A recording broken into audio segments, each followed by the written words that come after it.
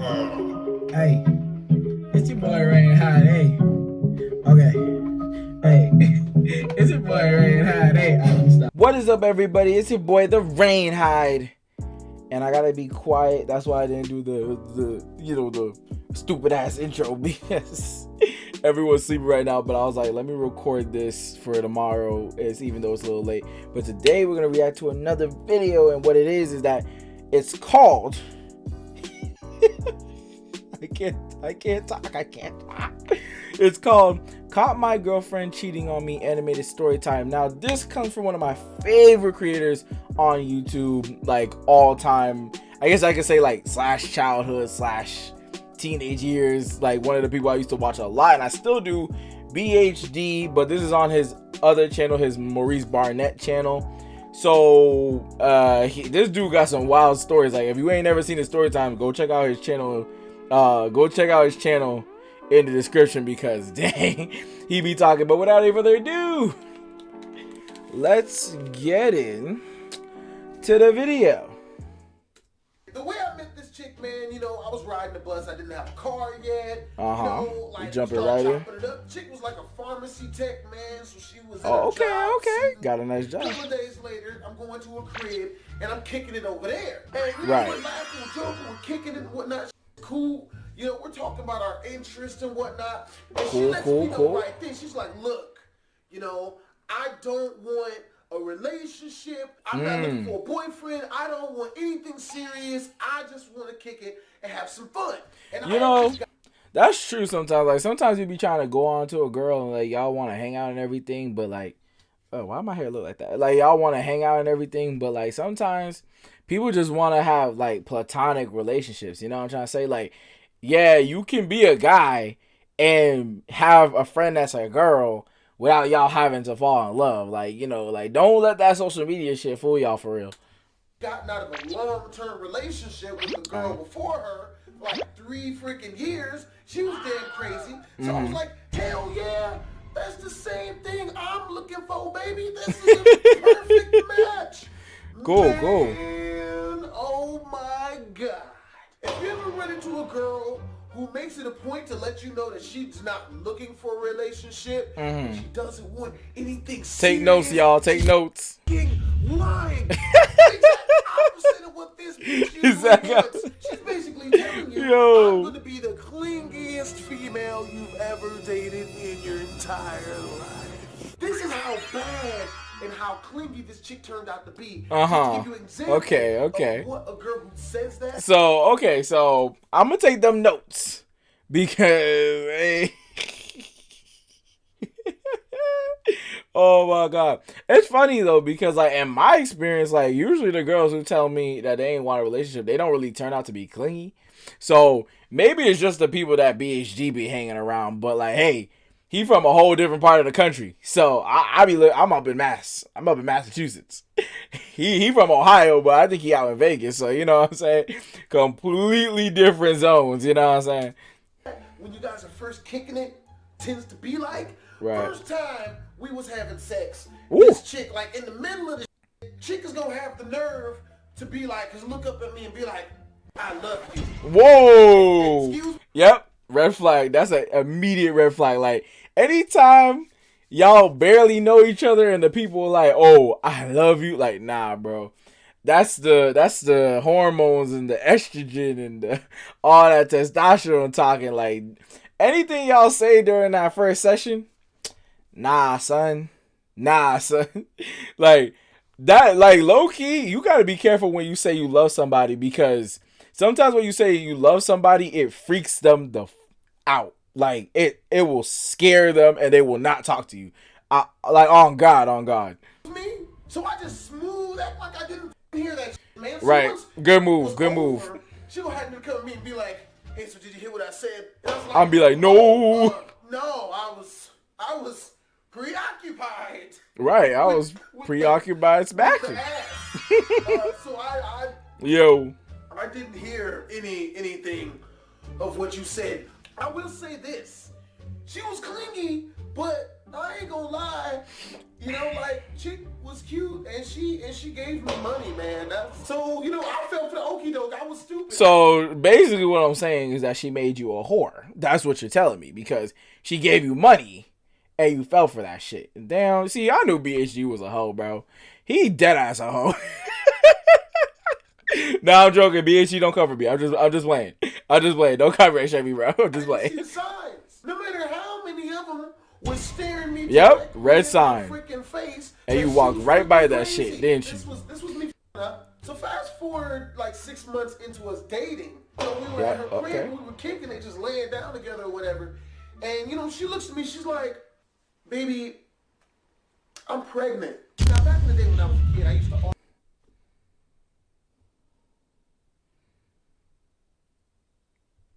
Yo, someone get their girl. What? She said pregnant? Oh, nah, man. Oh, nah. I mean, obviously we know she's probably lying, because as far as I know, BHD ain't got no kids, but like, hey. Nah, you see, like, I don't even know what I'd even do in that situation, because I'm like, you just laying in bed and she gonna be like, "Baby, I'm pregnant." Like, what? What? The Morris Show and the Jerry Springer Show. Mm-hmm. Now, I always watched the ones where a girl would go on and she would bring a dude on that she thought was the baby daddy. And it wasn't the baby daddy? You know, he would always be like, "No."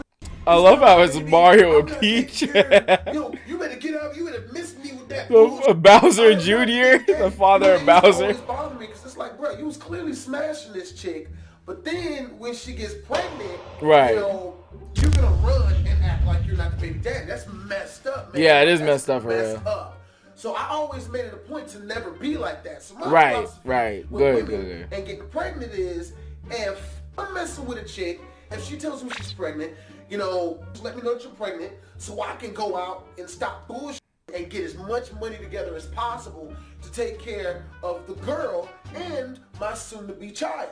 You know what? I respect that. I respect that a lot. Because a lot of dudes will just really run away. Because, like, that's the thing is that, like, I feel like a lot of people just mess around and they're not really ready to be a father like that. So then all of a sudden when they become a father, it's like, oh, shit. Oh, I'm not. Oh, damn, bro. Oh, I'm not ready to be a father. And then they just, like, skip to the next town. That's why you got to wrap it up. Thought that females bullshit about this type of thing. Oh, they do. I'm going to be a daddy. Oh, they do. What he should have done is asked her for a DNA DNA test to confirm. That's what I would have done, to be fair with you. See if it really is mine. Because I don't trust people out here for real. Always super cool. And I didn't suspect of her doing no grimy shit. So see, yep, and that was the problem. I had BHD Jr. So a couple of days later, she asked me if she could use my mom's pajamas. And my girl at the time, we're going to call her Lola, right? She needed a pair of pajamas because she didn't have anything to walk around the house in. And my mom had a set of pajamas that she Girl, you don't got clothes you could bring over or something? Nothing. You poor or something? You know, so I mean, if you poor, that's, you know, I'm not trying to make fun of you, but... For Lola.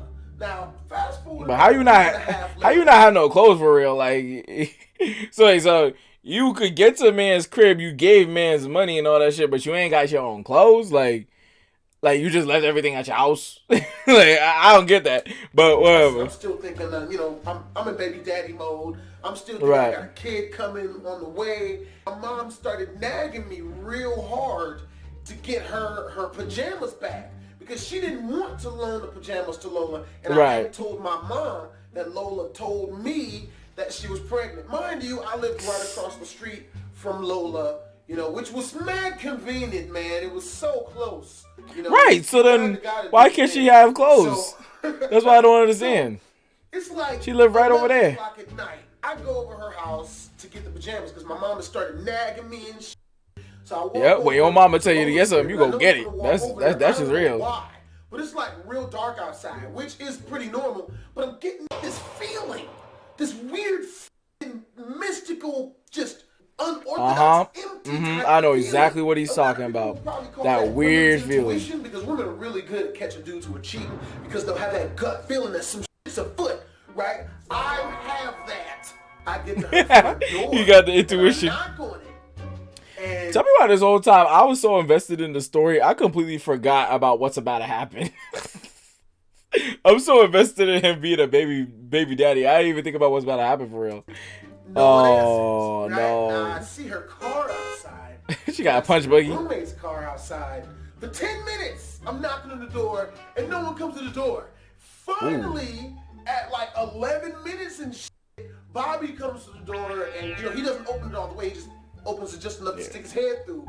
And he's like, Lola's not here.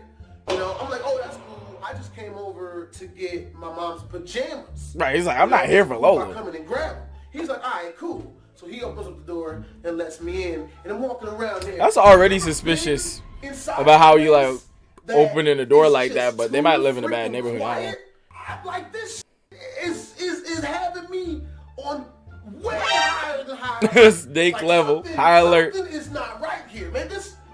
It's too quiet. Something feel weird. Why is it so That'd be me in my house because I live with mad people. So whenever it get like quiet and all this, I'm spitting all my keyboard. Have I been spitting this whole time?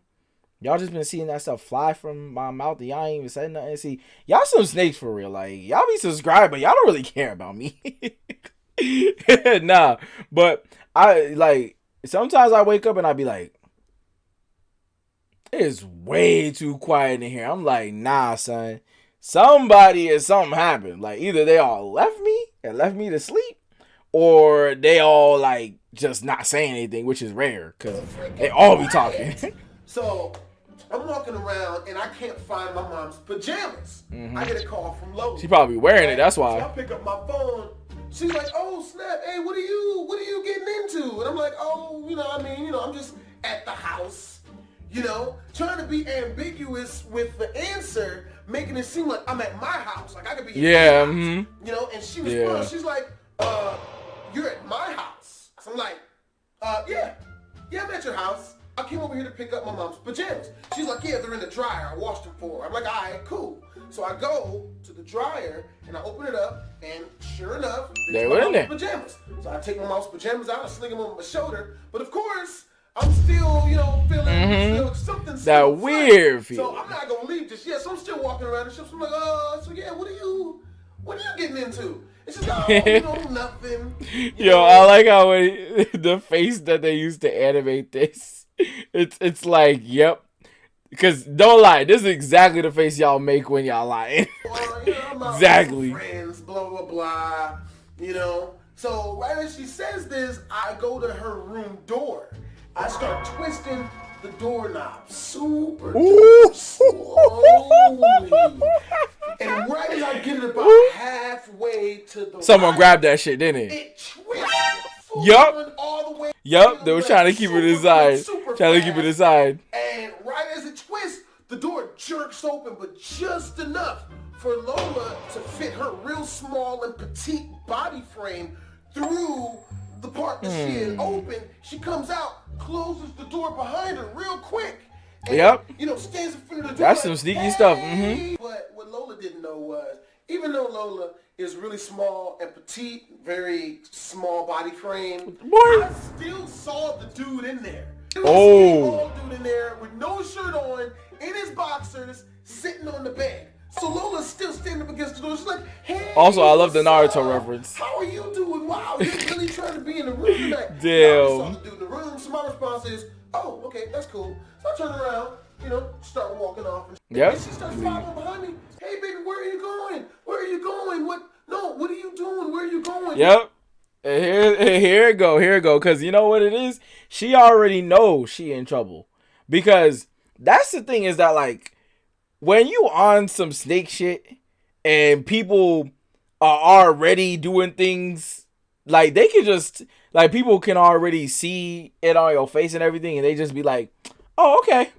I'll just see you later then." Like, that shit used to happen between me and my sister all the time, where it's like one of us would be doing some bullshit and the other one would be trying to figure out what the bullshit was. And then next thing you know, it's like, I would be like, "Oh, okay, whatever." Or she would be like, "Oh, okay, whatever." And then we would already know, like, in our minds that, we got caught. We got caught for real. And she's trying to play up this whole thing, but, like, she knows she got caught. You're not gonna. At least that's what I think about it happening for. Chill here, and where are you going? So the hair keeps getting in my mouth from my mustache, bro. Chicks clearly smashing other dudes while I'm talking with her, right? Which doesn't really anger me that much because if you don't want to be with me, you don't want to be with me. You know what I mean? True. You basically just let me know, so now I ain't gotta waste no more of my time. I get to the bottom of the stairs, right? And this. You see, BHG's mad cool because if it was me, knowing my type of style and stuff, I would have just dead ass said it in front of her face. I would have just been like, "So who the dude in the room?" Like that's how my whole personality is that like once I find out you want some bull, I'm just gonna say it right up front to your face. Like, but BHG is the type of dude who like he gonna see you do some snake shit and just be like, "All right, well, fuck you, I'm gone." Like what I'm trying to say. Like that's it. Piss me off. She's like, "Hey, baby," or at least that's how it kind of be in his story times. Like he's very, very calm with these kind of things. Like he has a very level head. But with me, it's just I'm just gonna start saying shit for real. You're not gonna give me a goodbye kiss? Hell no. Smashing the dude in the room. Right. So I'm guessing that you're sucking his penis. You just asked me to taste his penis juices. Oh, now I'm pissed. So I turn around and I'm like, no, why don't you go kiss the other dude that you had in your room? And she's like, baby, no, it's not what it looks like. Baby, no. Baby, please. It's not what it looks like. I didn't cheat, I swear. Stupid. Just the movie, stupid man. Moron, stupid woman. Really? Right, like. Really messed up too. Really, she nigga. told me a couple weeks ago that she, that the movie man had to come over and fix her DVD player. Okay, stupid. So this makes sense. Movie man is over here in his drawers at night fixing the old DVD player. Right. In his drawers. Oh, thanks for stopping by. To be continued. My terribly ratchet stories. Yeah. It's a good story though. Twizzlers. All right, so that's gonna do it for this reaction video. That was a good. Okay, so this is like a part. This is like a part one.